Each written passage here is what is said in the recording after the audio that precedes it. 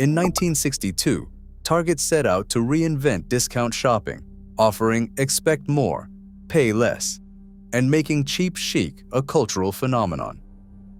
By the 2000s, its red bullseye was everywhere. Designers like Isaac Mizrahi and Michael Graves lined its shelves, and Americans embraced the Target mystique. But beneath the surface, cracks were forming that would threaten the very empire it built. How did Target rise so high, only to stumble through overexpansion, data disasters, and the wrath of shifting consumer habits? The answers redefine what you thought you knew about the rise and fall of Target. In the spring of 1962, shoppers in Roseville, Minnesota, walked through the doors of a new kind of discount store. The sign outside read, "Target." Inside, polished floors, bright lighting, and carefully arranged displays greeted families and bargain hunters alike. This was no accident. Douglas Dayton, whose family ran the respected Dayton's department store, had teamed up with retail innovator John Geiss to launch a bold experiment to bring style and quality to discount shopping without the snobbery or sticker shock of the high-end stores downtown. The name Target was chosen with precision. It was meant to promise customers that every trip would hit the mark on price, quality, and design. The bullseye logo, introduced just a few years later, captured that promise in a single glance. Simple, direct, impossible to miss.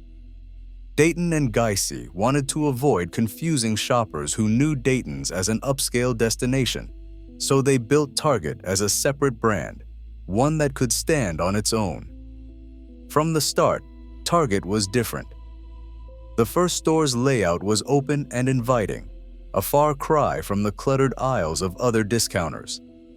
Shoppers found self-service checkouts, modern fixtures, and a sense of order that felt intentional. Stuart K. Wittes, the publicity director, pushed a new motto: "Expect more, pay less." He made sure that message appeared in every ad and echoed through every store. Target's early years were shaped by the Dayton family's values, community giving, ethical standards, and a belief that retail could be both practical and uplifting. The company closed its stores on Sundays, a nod to Presbyterian roots, and invested in local causes. But the business side never lagged. Dayton's leadership watched the rise of competitors like Kmart and Walmart, but refused to race to the bottom on price alone. Instead, they leaned into design, cleanliness, and the idea that discount shopping did not have to feel cheap. By the late 1960s, Target's approach was paying off. The company went public in 1967, raising capital for expansion. New stores opened across the Midwest, each one carefully branded, and managed to keep the promise of affordable style alive. The foundation was set, a retailer that could deliver value without sacrificing taste, guided by founders who believed the bullseye stood for something more than just low prices. That vision would shape everything that followed, as Target set its sights far beyond Minnesota. By the late 1990s, Target's shelves were about to become a showcase for more than just bargains. In 1999, shoppers found something unexpected in the housewares aisle: a line of kettles, toasters, and clocks designed by Michael Graves, the celebrated architect known for his work at the Museum of Modern Art. These objects were playful, modern, and unmistakably stylish, yet priced for everyday families. The launch was a bold experiment, and it paid off. Graves's collection didn't just sell, it created a sensation. Suddenly, Target was no longer just another discount chain. It was a destination for affordable design. The company doubled down on the formula. In 2003, fashion designer Isaac Mizrahi brought his signature New York flair to Target's clothing racks. The partnership turned heads in the industry. Here was a designer who dressed celebrities and graced the runways, now offering dresses, coats, and accessories for a fraction of the usual price. The Mizrahi line blurred the line between high fashion and mass retail, inviting style-conscious shoppers to see Target as a place for discovery, not just essentials. These collaborations were more than marketing stunts. Each new collection drew crowds and headlines. Shoppers lined up for limited edition launches. Fashion magazines took notice, often featuring Target's collections alongside luxury brands. The secret was in the balance: exclusive, designer-driven pieces that still felt accessible. Prices for Graves' housewares started under $20. Mizrahi's dresses rarely topped $50. The message was clear: great design belonged to everyone. Word spread quickly, both in the press and through word of mouth. A new nickname bubbled up in suburban kitchens and college dorms: Tarzai.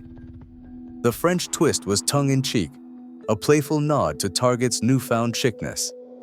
It caught on, showing up in magazine columns, late-night jokes, and even Target's own advertising. The store's red carts and bullseye logo became shorthand for a certain kind of cool, one that didn't take itself too seriously. By the mid-2000s, Target was a cultural phenomenon. Its designer partnerships drew crowds that rivaled Black Friday. Social media buzzed with stories of shoppers scoring limited edition finds. Target had become more than a place to buy toothpaste and towels. It was a brand with its own devoted following. The cheap chic strategy worked so well that rivals scrambled to copy it, but none could match the viral excitement or the sense of community that grew around a weekly trip to Target. At its peak, Target wasn't just keeping up with American tastes, it was shaping them. The store's aisles became a stage for the latest trends, and its collaborations set the pace for what mass-market style could be. For millions, a run to Target was no longer just an errand. It was an event. December 2013 brought a shock. In the thick of holiday shopping, hackers slipped through Target's digital defenses, stealing credit and debit card data from 40 million customers. The breach was not just a fluke. Attackers gained access through a third-party HVAC vendor, Fazio Mechanical, whose stolen credentials unlocked Target's network. Once inside, the hackers moved laterally, bypassing weak internal controls and planting malware on thousands of point-of-sale registers across the country. For weeks, Target's security systems flagged suspicious activity. FireEye, the company's security platform, generated multiple alerts as the malware harvested card data and funneled it to external servers.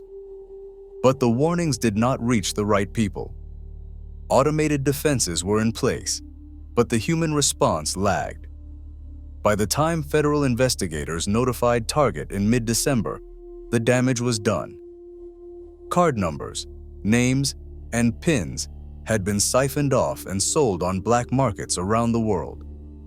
The fallout was immediate and severe. Headlines spread news of the breach just days before Christmas. Shoppers stayed away, and Target's stock price tumbled more than 10%. Lawsuits piled up. The company's direct costs soared past $160 million, covering everything from forensic investigations to card replacements and legal settlements. Regulators launched investigations, and Target paid $18.5 million to states as a settlement, the largest for a data breach at the time. Inside Target, the crisis exposed deeper problems. Leadership faced tough questions about why critical alerts were missed and why vendor access had been so broad. CEO Greg Steinhoffel, who had once presided over Target's rise as a style leader, found himself under fire. Within 6 months, both Steinhoffel and CIO Beth Jacob resigned under board pressure. The breach became a case study in the risks of rapid digitization without robust oversight. In the aftermath, Target scrambled to rebuild trust. The company accelerated the rollout of EMV chip readers and invested heavily in cybersecurity. But the brand's reputation had taken a hit. Surveys showed that nearly 1 in 7 customers avoided Target in the weeks after the breach. For a company built on loyalty and trust, the cost went far beyond dollars. The red bullseye, once a symbol of reliability, now carried a scar that would take years to fade. Target's first step across the border was anything but cautious, risky. In 2013, the company opened 133 stores in Canada almost overnight, betting that its American playbook would work just as well up north. Shoppers arrived expecting the familiar mix of low prices, stylish goods, and fully stocked aisles. What they found instead were empty shelves, mismatched prices, and employees left apologizing for problems they could not fix. The trouble started behind the scenes. Target rolled out a new inventory system, SAP's Perpetual Inventory Software, without fully adapting it to the Canadian market. Barcodes did not match, data was incomplete, and the system regularly misjudged what was in stock. Trucks delivered products that never made it to the sales floor. Some stores sat half empty, while others overflowed with items nobody wanted. Staff tried to patch gaps with handwritten notes and last-minute phone calls, but the fixes never lasted. Customers grew frustrated, sharing stories of wasted trips and bare shelves. Many simply turned to Walmart, which had already learned how to navigate Canadian tastes and logistics. Operational chaos. Price was another sticking point. Shoppers used to cross-border bargains found higher tags than expected. The promise of "expect more, pay less" rang hollow when everyday items cost more than at home. Canadian consumers, quick to compare, felt Target had misread what mattered most: reliability. The backlash grew louder as months passed.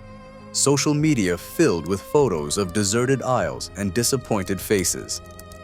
Employees described the daily grind of fielding complaints and working overtime to fix problems that never seemed to end. By early 2015, the numbers told the story: severe losses. The company reported nearly $7 billion in losses, and not a single Canadian store turning a profit. The company announced a full retreat.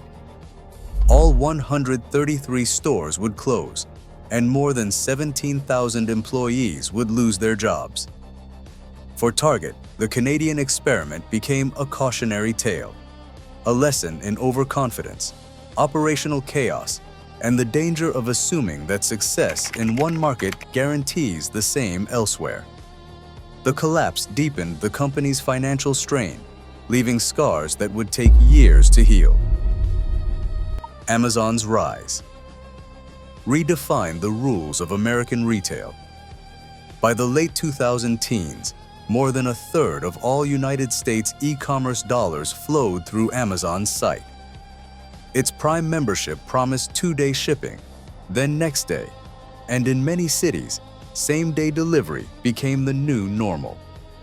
Amazon's logistics machine, hundreds of warehouses, its own fleet of trucks and planes, put pressure on every rival. For shoppers, the expectation was simple: anything, anywhere, fast. Target, once celebrated for turning a weekly shopping trip into an experience, now faced a different kind of competition. The old strengths, well-designed stores, exclusive collaborations, a sense of discovery, offered little defense when millions of customers started filling digital carts from their couches. By 2020, Amazon's online sales in the United States topped $180 billion. Target's digital business, though growing quickly, was still less than a tenth that size. Even with a burst of online growth during the pandemic, 145% in 2020, Target's share of United States e-commerce hovered just above 2%. Walmart, too, was investing billions of dollars to close the digital gap, leaving Target squeezed between two giants. The challenge went beyond sales numbers. Amazon's marketplace offered endless choice, powered by third-party sellers and a data-driven approach that fine-tuned every click. Target's digital infrastructure, built around physical stores, lagged in automation and national reach. Fulfillment speed became a new battleground. While Amazon delivered to nearly every American doorstep overnight, Target's same-day pickup and delivery depended on the proximity of stores and the limits of existing supply chains. Retail analysts warned that the store-based model, once a source of pride, was becoming a liability. Every empty parking lot and quiet aisle was a reminder of shifting habits. The era of browsing in person was giving way to a world where convenience and speed mattered most. To compete, Target would need to rethink not just technology, but its entire relationship with customers, before the bullseye faded into the background of the digital age. Brian Cornell stepped into Target's corner office in 2014, carrying a mandate to rethink nearly everything. The company was still reeling from its recent setbacks, but Cornell's approach was direct. Invest in stores, people, and technology, even if Wall Street demanded quicker returns. Over the next 3 years, Target committed more than $7 billion to a sweeping modernization effort. By 2021, over 1,700 stores, more than 90% of the chain, had been remodeled, with new layouts designed for digital order pickup, brighter aisles, and expanded grocery sections. In markets from Atlanta to Seattle, shoppers noticed the difference. Curbside pickup lanes, same-day delivery options, and private label brands like Good & Gather and Cat & Jack, which quickly became household names. The 2017 acquisition of Shipt signaled a new urgency. For $550 million, Target gained a same-day delivery network that could rival Amazon's promises of speed. Shipt's gig workers ferried everything from diapers to dinnerware to customers' doors, making Target's stores double as local fulfillment centers. Cornell's team pushed hard to launch Drive Up, an in-app service that let shoppers order and receive their purchases without leaving their cars. The rollout was bumpy at first, with technical hiccups and store teams scrambling to adapt. But by 2020, Drive Up was handling millions of orders, especially during the pandemic's peak. Private labels became another cornerstone.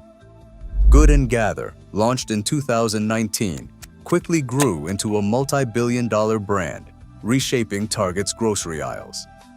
Sustainability also took center stage. In 2022, Target opened its first net-zero energy store, powered by solar panels and designed to produce more energy than it consumed. These moves reinforced the brand's progressive image, but also brought new risks. In 2023, Target's annual Pride Month collection drew national attention for reasons no executive wanted. Social media campaigns called for boycotts, in-store protests erupted, and some employees faced direct threats. Target responded by relocating or removing certain items in select stores, citing safety concerns. The decision drew criticism from both sides. Conservatives claimed victory, while LGBTQ+ advocates accused Target of retreating. Sales dipped, with second-quarter comparable sales dropping by more than 5%, and the company's stock fell sharply. Cornell defended the need to protect employees, but the incident highlighted the delicate balance between brand values and public backlash. Target's story in this era is one of constant recalibration. Investments in technology and service pulled the company forward, but every step came with new questions about identity, risk, and what it means to serve a divided customer base. For Cornell and his team, the path ahead remained open and uncertain. Today, Target competes in a world where digital giants dictate the rules and consumer loyalty shifts with a single click. Every data breach, every public backlash is a warning. Even icons must adapt or risk irrelevance. In retail's new era, survival demands constant reinvention. The red bullseye isn't just a logo. It's the mark every brand must hit or be left behind.